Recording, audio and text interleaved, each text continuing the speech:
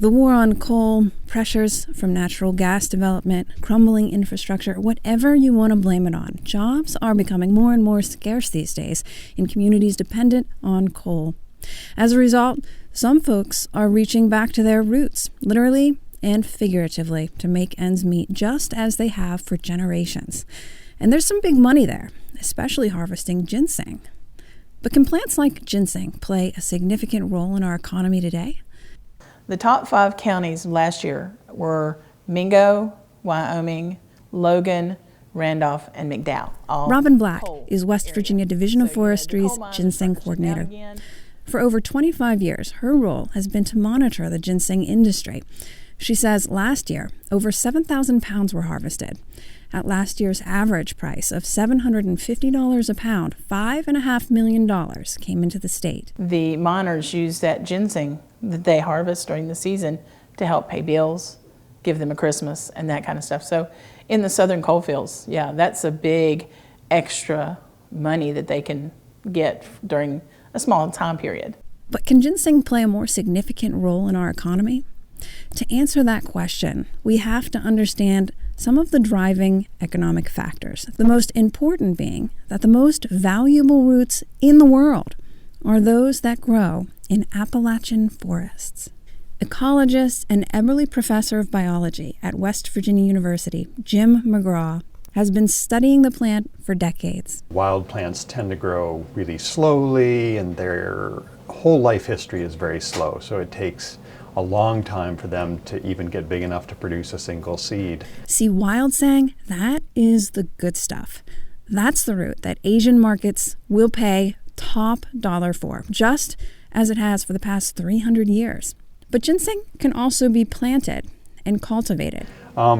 In the opposite extreme, with extreme cultivation, like happens in Wisconsin and Ontario, plants grow very quickly to adult size. In 2 to 3 years, you can have plants producing seeds and be quite large. The thing is, you can really tell when sang has been cultivated. The root is all swollen, fat, white, and smooth, compared to wild sang, which is scrawny, tortured, and dark. But some mountain folk have found that planting the seed in a more natural or wild setting produces a root that will fetch a more competitive price. But these forest-grown plants, where people are actually planting seeds in the woods, they tend to be a little bit more like wild, but it depends what they do to them. So if they prepare the ground, for example, with a tiller, and they plant in a tilled area, those plants will grow faster because they've eliminated competition from other neighboring herbs and so forth. So depending on the growing techniques, this forest-grown ginseng crop could be a game changer, according to industry experts, academics, and others involved with ginseng.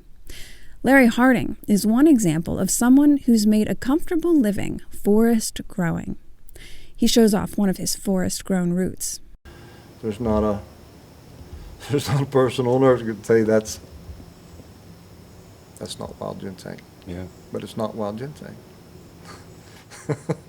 We planted that ginseng. So, that's ginseng that we planted here on the farm. Harding's father started his ginseng farm 50 years ago, just outside of Friendsville, Maryland. That's just over the West Virginia border. Now, the laws are a little different in Maryland, but Harding says each year he harvests anywhere from 500 to 2,000 pounds of dry ginseng from the over 80 acres of his steep forested land. It's enough to provide Harding's main source of income. And the price he can get for his forest-grown root compared to wild root? The difference in price, when you're talking about root like this, little to none. This is wild quality root. Harding markets his product as having wild characteristics, taste, color, and texture.